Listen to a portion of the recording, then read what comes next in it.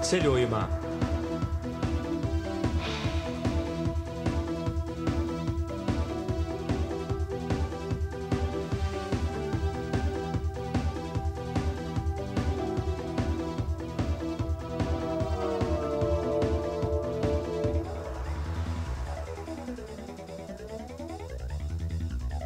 Mazās Antiļu salas – Aruba, Bonaire un Curaçao.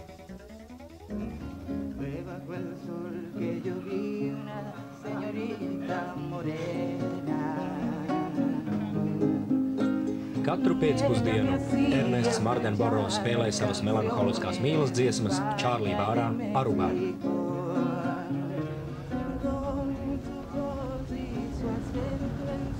Konstantino Saragosa no Bonaires jau divreiz ir piedalījies Olimpisko spēļu sacensībās windsurfingā. Žanete ir pirmā melnā sieviete, kas nopirkusi īpašumu, kurš agrāk piederēja Nīderlandes kolonistiem. Viņa pārveidojusi savu māju Curaçao par iespaidīgu restorānu. 3 cilvēki, 3 stāsti, 3 salas – Aruba, Bonaire un Curaçao, Nīderlandes Antiļās. Ar šīm 3 salām nīderlandieši iekļaujas Karību salu kopienā kā līdzvērtīgi partneri. Līdz 1499. gadam, kad Spāņi atklāja šīs salas, te dzīvoja tikai aravaku cilts indiāņi. 1634. gadā Antiļu salās ieradās holandiešu Vestindijas kompānijas flote. Vestindijas kompānija bija tirdzniecības apvienība, kas Nīderlandes valdības uzdevumā veica darījumus Karību reģionā. Tās vadītājs Pīters Stīvesens padarīja Antiļu salas par Eiropiešu lielāko vergu tirdzniecības centru. Nīderlandes Antiļas atrodas Atlantijas okeānā starp Ziemeļameriku un Dienvidameriku, tikai dažus kilometrus no Venecuēlas krastiem. Curaçao, kuras teritorija ir 450 kvadrātkilometru, ir lielākā no 3 salām. Bonaire ir otra lielākā un Aruba mazākā, kaut gan Arubu apmeklē visvairāk viesu. Jau 2 gadus Džordžs Olševskis strādā par niršanas instruktoru viesnīcā pie Svētās Marijas, Rifa, Curaçao rietumu krastā. Viņš pameta mājas Vācijā, lai pelnītu iztiku ar savu lielāko aizraušanos – niršanu. Curaçao ir apmēram 2 duči niršanas skolu, kas savā starpā sadarbojas. To mērķis ir iemācīt un piedāvāt vidē draudzīgu niršanu, lai aizsargātu Karību jūras reģionu trauslo floru un faunu. Niršanas skolu asociācija garantē drošības standartus un normatīvus, un pat iesācēji bez bažām var izpētīt valdzinošo zemūdens pasauli.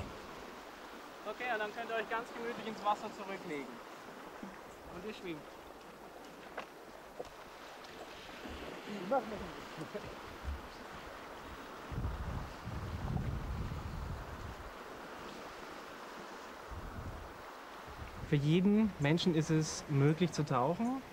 Nirt var ik viens.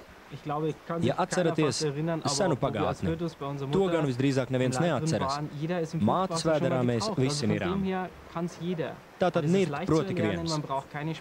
To ir viegli iemācīties, nav jābūt dižam sportistam. Elpošanas ceļiem gan jābūt veseliem. To spēj ik viens.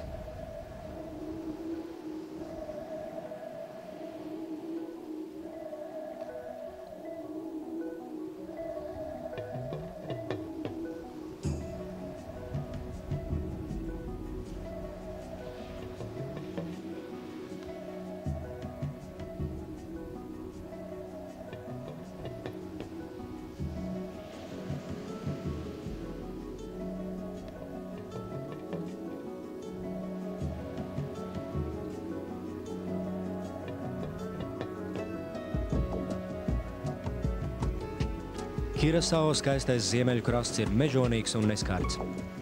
Miljoniem gadu Boka tablas klintes ir turējušās pretī Atlantijas viļņiem.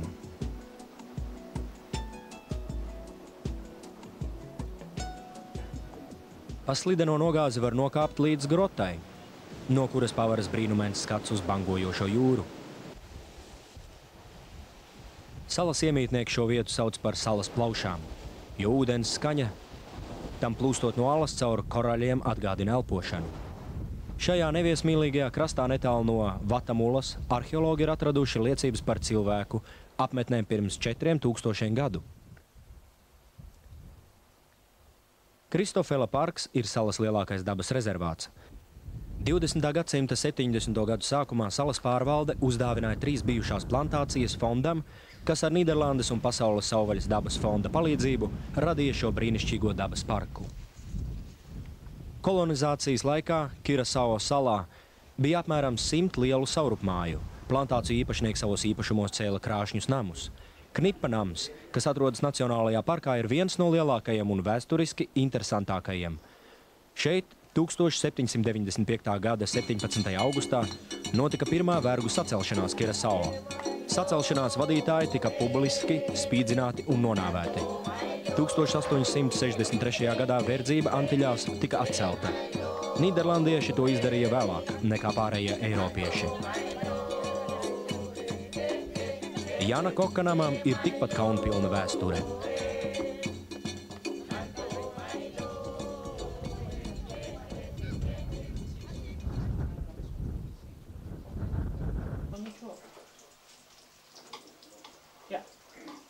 Tagad īpašums pieder kādai uzņēmīgai dāmai, Žanetei, kas vecajā ēkā ir iekārtojusi restorānu. Žanete lepojas ar to, ka ir pirmā un vienīgā melnā sieviete, kurai pieder kādreizējais kolonizatoru īpašums.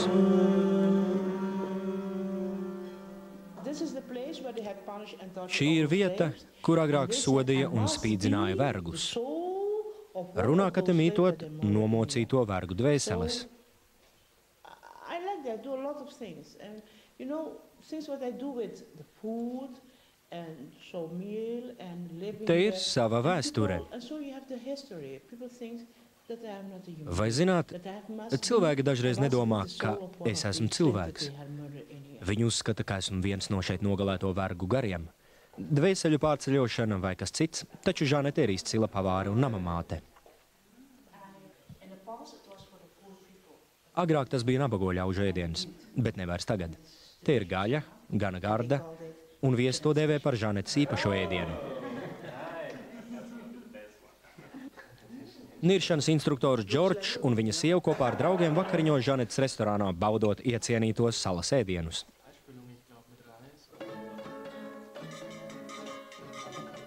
Gardās maltītes noslēgumā Žanete piedāvā viesiem muzikālu priekšnesumu uz savas vecās lejierkastes.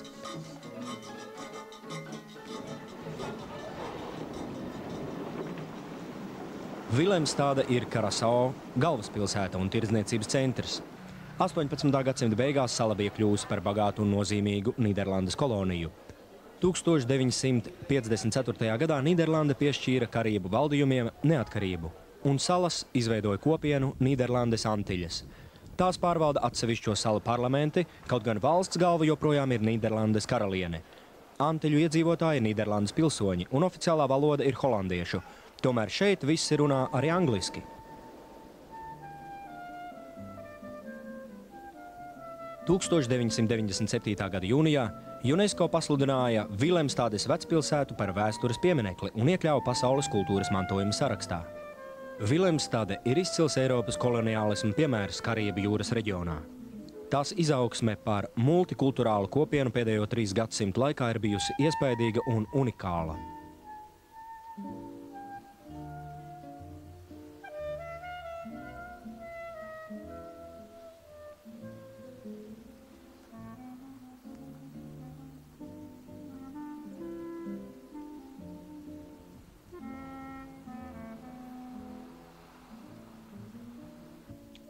Mikves Izraēla Emanuēlas sinagoga vecpilsētā ir Kirasao ebreju kopienas centrs. Sinagoga ir vecākā rietumu puslodē. Pirmās ziņas par to ir no 1732. gada. Kad Kirasao kā ekonomiskā centra nozīme 19. gadsimta vidū mazinājās, daudzas ebreju ģimenes pārcēlās uz Ziemeļameriku. Arī Izraēlas valsts dibināšana pamudināja daudzas ebreju ģimenes pamest salu. Tagad Kirasao dzīvo vairs tikai 300 no sākotnējiem 2000 ebreju ieceļotāju. Vilemstādes slavenajam arhitektūras piemineklim Emmas tiltam ir 110 gadu. Kuģi tiek tam garām ļoti īsā laikā, jo tilts ir novirzāms 3 minūtēs. 2 dīzeļdzinēji nostojumi tilta daļu uz pilsētas otru pusi. Nav noteikts īpašs laiks, kad tiltu atver vai aizver. Īsu brīdi pirms tilta pārvietošanas tiek pacelts zils karogs. Ja tajā brīdī šķērsojat tiltu, tad labāk pasteidzieties.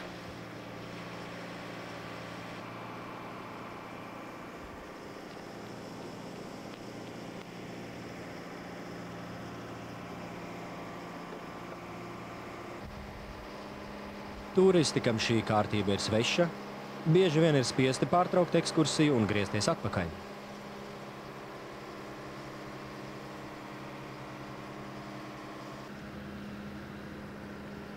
Emmas tilts ir unikāla būve, jo tas ļauj kuģot cauri visai pilsētai.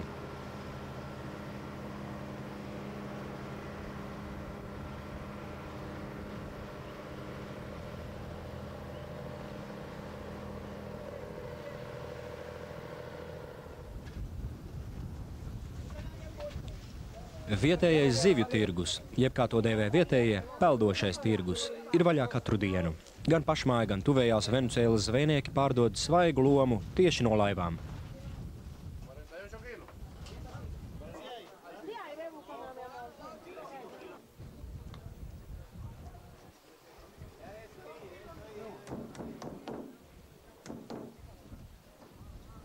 Zivis ir vienīgais vietējais svaigais produkts. Augļus un dārzeņus importē pārsvarā no Nīderlandes, jo Kirasao klimats ir pārāk sauss.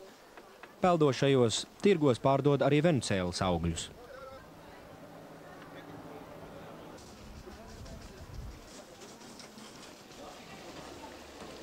Starp 12:30 darījumu ļaudis un Vilimstādes iedzīvotāji tiekas vecajā tirgū, lai ieturētu ātras un lētas pusdienas.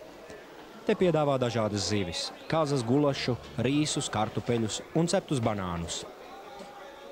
Noteikti apmeklējiet veco tirgu, ja vēlaties sajust īsto Karību gaisotni.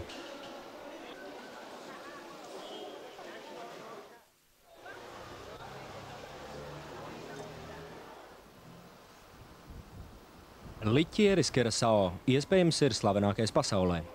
To ražo šeit, villā Čobolobo. Senioru ģimene izgatavo vienīgo īsto Kirasao. Viņiem par nelaimi valsts nosaukumu nevar patentēt, tāpēc ik viens var pārdot kaut ko ar tādu pašu nosaukumu. Liķieris, kura izgatavošanā izmanto kaltētas apelsīnu mizas, tiek ražots pēc nemainīgas receptes jau vairāk nekā 100 gadu. To joprojām ar roku iepilda pudelēs, aizkorķē un uzlīmē etiķeti.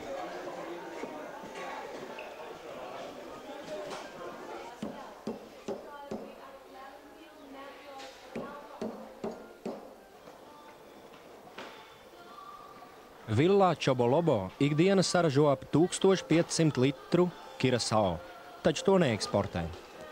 Gandrīz visu pārdod tepat turistiem vai vietējiem bāriem. Kirasao var būt 6 dažādās krāsās, bet garša ir tā pati. Liķieris pamatā ir balts, taču to iekrāso ar dabīgām krāsvielām. –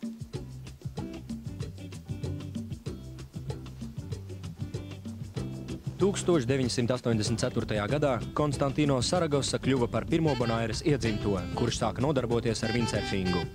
Toreiz viņam neienāca pat prātā, ka kādu dienu viņš pārstāvēs savu salu Olimpiskajās spēlēs, tomēr tā notika. 32 gadus vecais sportists ir piedalījies Barcelonas un Atlantas Olimpiskajās spēlēs.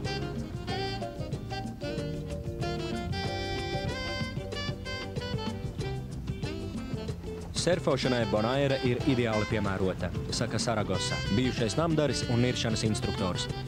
Gandrīz ik viens var iemācīties nostāties uz surfošanas dēļa mazāk nekā stundas laikā.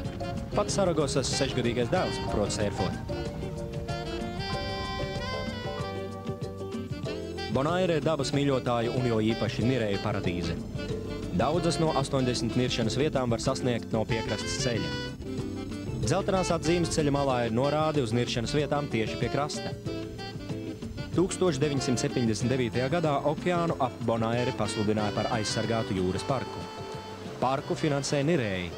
Katrs nirējs Bonairei gadā maksā $10. Naudu cita starpā izmanto, lai novērtētu niršanas ietekmi uz korāļu rifiem. Bonaire ir ļoti līdzena un sausa sala. Ja vēlaties izbaudīt salas ziemeļos esošā Vašingtonas Slagbais Nacionālā parka neskartās dabas skaistumu, Neaizmirstiet paņemt līdzi pietiekami daudz dzeramā ūdens. Tā kā šeit darbojas modernas atsāļošanas iekārtas, visās 3 salās ūdeni var dzert droši. Bijusī Slagbajas plantācija devusi vārdu parkam Slagbai. Slagbai nozīmē kaušanas līcis. Līdz pat 20. gadsimta 40. gadiem no šejienes uz Venecuēlu un Kirasao eksportēja tikko kautas aitas un kazas, kā arī ogles un īsto alveju. Eksportu pārtrauc, kad klimats kļuva aizvien karstāks un sausāks, un alveju pārstāja audzēt. Nesenajā sausumā ir cietusi arī vietējā flamingu populācija. Tomēr Bonairas simbols ir izdzīvojis uz dažu māju jumtiem salas galvaspilsētā Krālendeikā. Krālendeikā dzīves ritums ir gauss. Kādreiz pilsēta bija nabadzīga un pirmajos 100 gados mainījās ļoti maz. Tikai 20. gadsimta 50. gados, kad salā uzbūvēja lidostu, Bonaire sāka gūt ienākumus no turisma.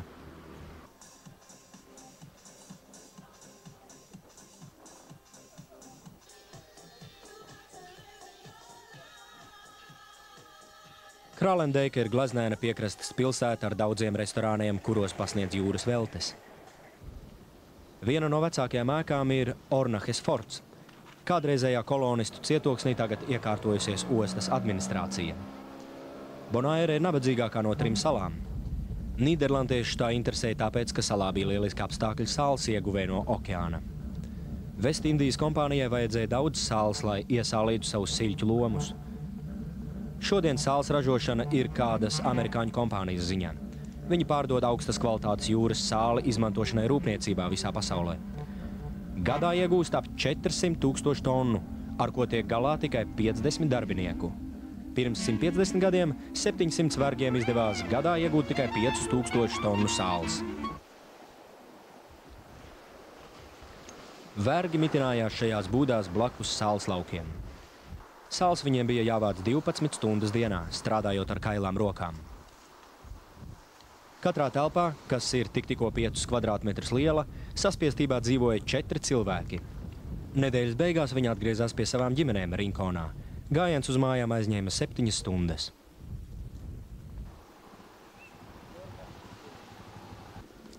Holandiešu augstsirdība, atļaujot vergiem nedēļas nogalēs dzīvot Rinkonā, bija saistīta ar ģimenes turpināšanu. Rinkona tolaik bija pazīstama kā vieta, kur audzē vergus. Mūsdienās tā ir klusa pilsētiņa, kur sabiedriskā dzīve notiek lielākoties uz mazā veikaliņa terases.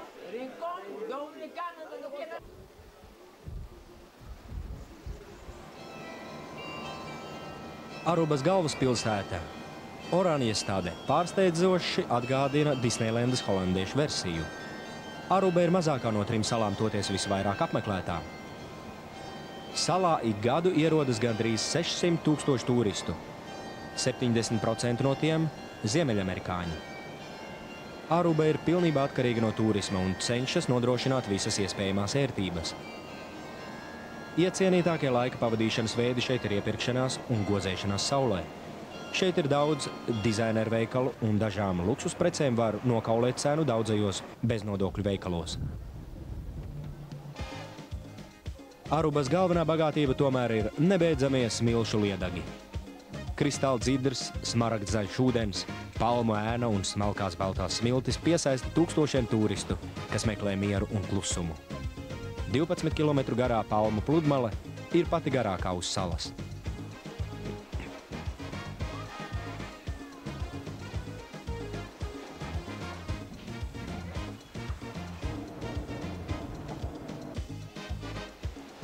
Brauciens ar katamarānu ir kā radīts enerģiskākiem ceļotājiem. Kas gan var būt labāk, kā peldēt mirdzošajos Karību jūras ūdeņos, ik pa laikam tajos ienirstot. Izklaides iespējas ir arī tiem, kas neprot peldēt. Uzvilkuši glābšanas vesti un paņēmuši līdzi personīgo niršanas instruktoru, viņi var mērcēties atsvaidzinošajā ūdenī.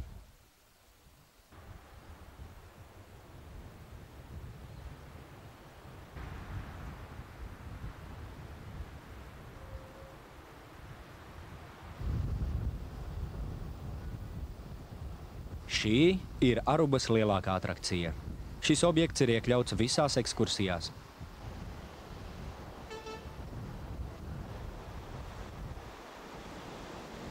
Neko šeit nefotografē tik daudz kā dabas tiltu. Turisti pārved mājās fotogrāfijas, kurās mamma un tētis, brālis un māsa uzņemti pie tilta, uz tilta un zem tā. Dabas tiltu Kaļķakmenī izskalojušas bangas, un tas ir lielākais tāda veida tilts Karību jūrā.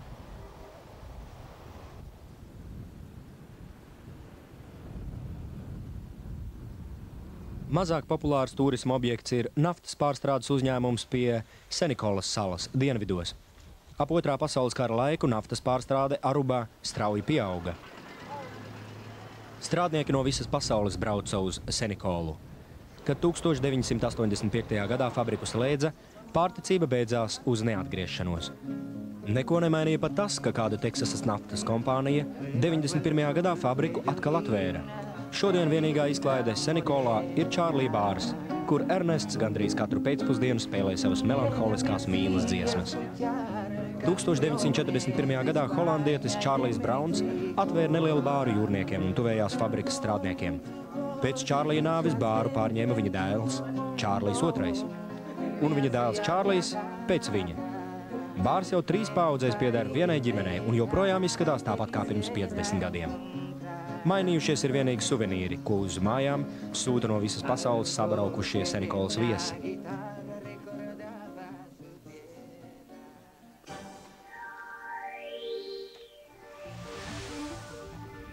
Niršana, sērfošana. Mazajās Antiļu salās ir viss, ko ūdens sporta cienītāji var vēlēties. Bonaire piedāvā papildu izklaidi, braucienu ar kajaku cauri mangrovju audzei. Nav jābūt pieredzējušam jūrniekam, lai dotos šajā braucienā, jo ūdens ir ļoti rāms.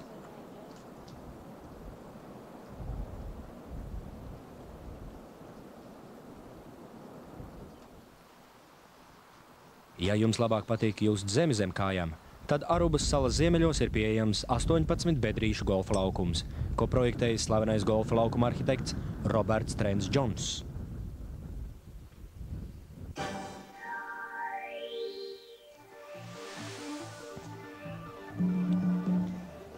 Pilnmēnesis, okeāna duna un Karību baudas. Lielisks un romantisks noslēgums brīvdienām Karību jūras salās būs vakariņas zem palmām Ērgļu liedagā, kas ir viens no skaistākajiem Arubā.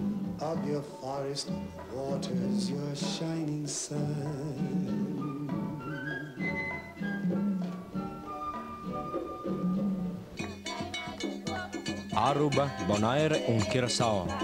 3 pilnīgi atšķirīgas salas, kurām tomēr ir daudz kopīga.